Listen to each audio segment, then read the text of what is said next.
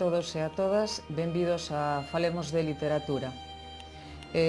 Hoxe imos dedicar este programa a explicar as causas da decadencia da literatura medieval, esa literatura que tratamos de explicar ao longo dos tres capítulos anteriores, e imos tratar de alguna maneira de buscar argumentos ou de explicar por que unha literatura que tivo unha época de esplendor extraordinaria se converteu pois nun corpus literario magnífico e de referencia na cal escribían non só galegos, senón portugueses e de outras partes da península, pois inicia a súa decadencia a finais do século XV e realmente a partir do século XVI prácticamente non temos produción literaria en lingua galega. Non hai unha soa causa, senón que diríamos que a orixe desta decadencia é unha orixe policausal, é dicir, hai unha serie de factores que van a influir ou que van a incidir na decadencia da nosa literatura. Primeiro, sería que Galiza queda sen unha corte, queda sen prácticamente nobres que son forzados a sair de Galiza por unha serie de guerras dinásticas que de alguna maneira tiveron como consecuencia ese desplazamento ou esa obriga de ter que trasladarse da corte galega. Polo tanto, de alguna maneira, Galiza queda descabezada e queda sen unha nobreza dirixente. Por outro lado, tamén Galiza queda sen corte, queda, digamos, illada na periferia, abandonada, queda moi descolocada respecto do centro da península e aquí, digamos, que vai predominar unha sociedade feudal que está, pois, fundamentalmente dividida entre señores e vasalos e a xente vai, de alguna maneira, seguir unha vida pois de traballos, de dependencia desta nobreza e vaise insumir nuns séculos pois, de profunda decadencia a nivel cultural, a nivel económico, a nivel productivo. E despois tamén habría que citar, digamos, a perda ou a decadencia da moda da lírica trovadoresca. Isto lévanos ao que chamamos os séculos escuros, que serían fundamentalmente o século XVI, o século XVII e o século XVIII, ainda que, como veremos, xa no XVIII os ilustrados, entre eles Frei Martín Sarmiento, van empezar a, de alguna maneira, reivindicar a lingua galega e a reclamar para Galiza o trato que se merece e a denunciar a situación de abandono e de, digamos, apatía cultural na que se vive aquí. Os restos literarios que conservamos ao longo destes séculos son poucos.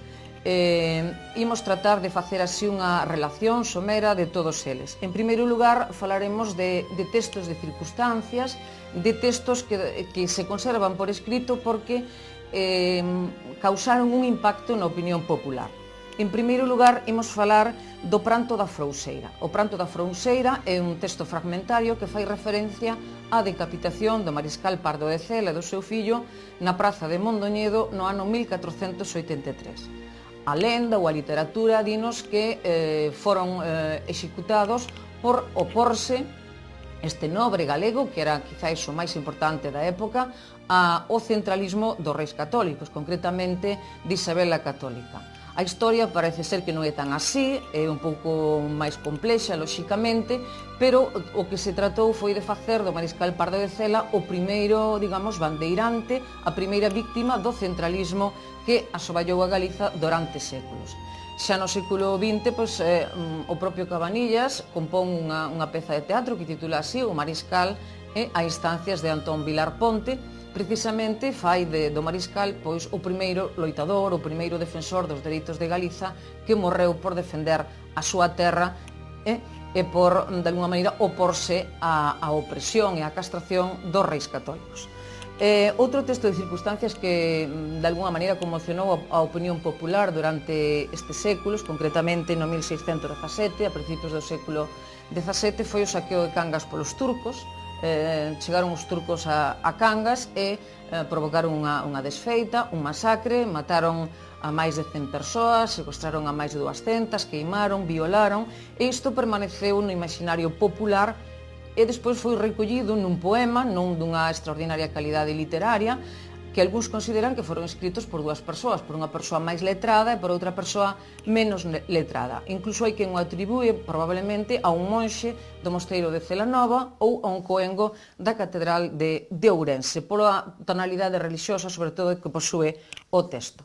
En canto á poesía académica ou máis culta, conservamos unha serie de textos. En primeiro lugar falaríamos do soneto de Monterrei, que é un soneto anónimo escrito precisamente neste pazo de Monterrei en Ourense, que no seu momento era unha corte literaria e onde se instalou unha das primeiras imprentas de Galicia.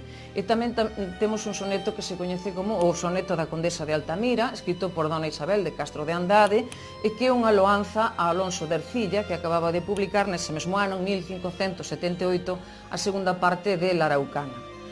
En canto á poesía barroca, conservamos dous textos, dúas elexías en honra da raíña Margarida, que acaba de morrer, concretamente no ano 1612. Estes dous sonetos coñécese co nome de Respique Finen, un deles pois está escrito, concretamente, por Vázquez de Neira, e o outro, soneto con falda, está escrito por Gómez Tonel. Como dixen antes, son prantos elixíacos en honra desta raíña que acaba de morrer e que era muller de Felipe II. Tamén conservamos do século XVII o que se coñece como as décimas o Apóstolo Santiago, que son un texto escrito por Crego Torrado, no que critica o desexo de facer que Santa Teresa comparta con Santiago Apóstolo o padroado de España. Por suposto, opóñense a esta posibilidade porque realmente o Apóstolo Santiago é o patrón de España por excelencia. Tamén conservamos composicións das festas minervais, que eran uns certames literarios e poéticos que se celebraron en Santiago durante máis dun século, concretamente na Universidade de Santiago, e hoxe conservamos 9 romances que se presentaron a estes certames literarios, concretamente no ano 1697.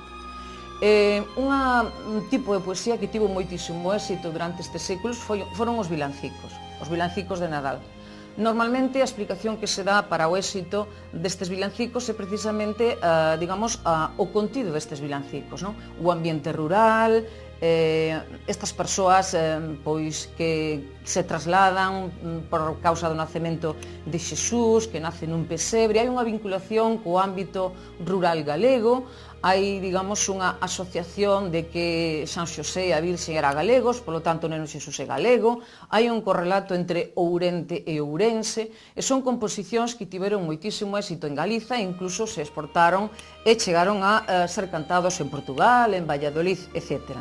E no teatro conservamos un único texto, o que se coñece como o entremés famoso sobre a pesca no río Miño, que é unha disputa entre labregos da beira da cá do Miño e da beira da lá, é dicir, de Portugal. A disputa é pola pesca con redes no río Miño. E, esta peza de teatro escribiu-na Gabriel Feixóo de Araúxo, non? E é unha peza onde durante todo o texto se van ameazando entre eles, que lles van facer unhas cousas uns outros e ao final acaban a ben e celebrando o feito de seren amigos, non? E de compartir un río para, o sustento a través da pesca. Xa no século XVIII atopamos a Fray Martín Sarmiento, un dos que chamamos ilustrados, un home absolutamente preclaro, aínda que non naceu en Galiza, senón que naceu en Villafranca do Bierzo, viviu bastante tempo en Galiza.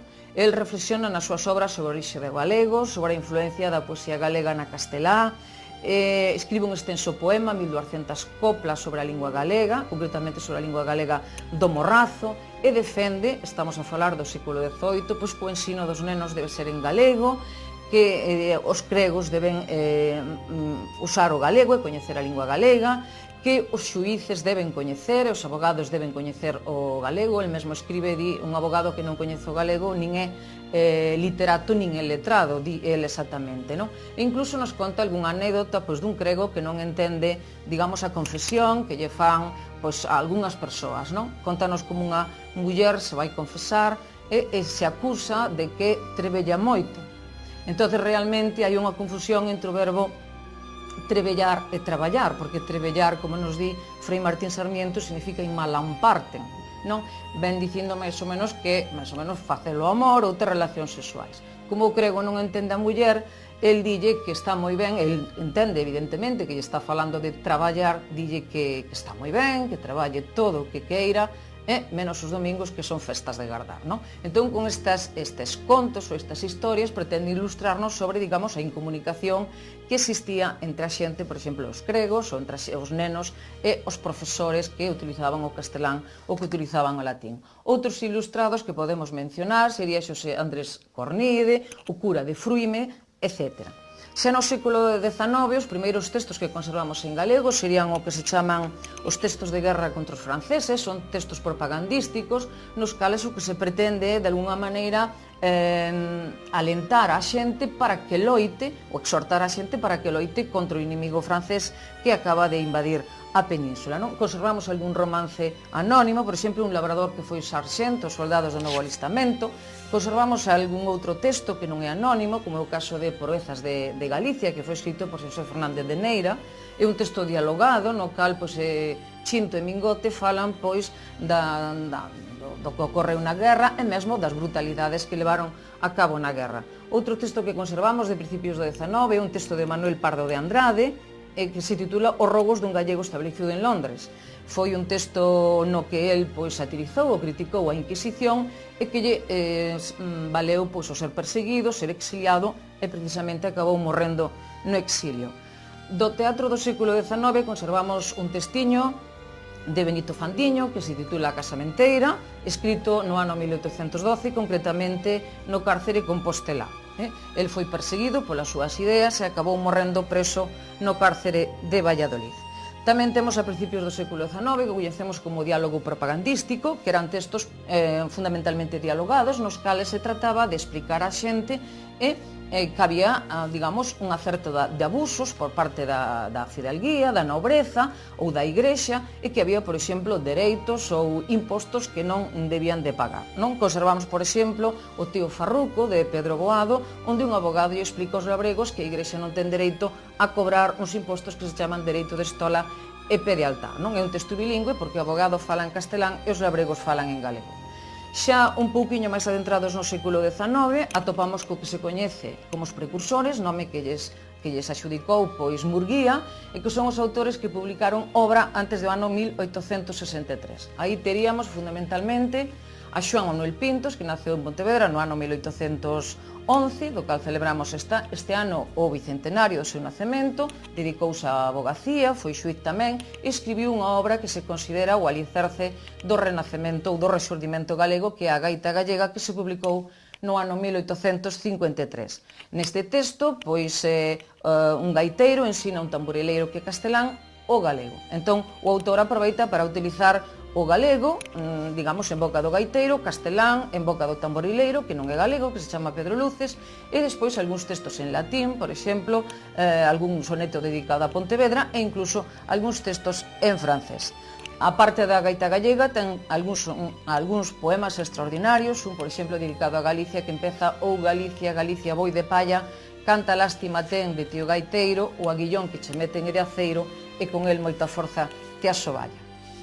Outro dos precursores que queremos mencionar aquí é Francisco Añón, que tamén tivo unha vida aventureira, naceu na Coruña, tivo que exiliarse a Portugal, viaxou por Europa como secretario dun lord francés e que acabou sumido na miseria e morrendo nestas circunstancias en Madrid. Escribiu poesía costumista, escribiu hinos ardentes e, sobre todo, quero mencionar o poema que conseguiu a Césit nos Xogos Florais da Coruña do ano 1861 e que se titula A Galicia, e que empeza así: Ai, desperta, dorada Galicia, dese sono en que estás debruzada, do teu rico por vir alborada, polo ceo enxergándose vai, xa cantando os teus fillos te chaman, e cos brazos en cruz se espreguizan, mal bocado que les cobizan, e un bico dos labios da nai.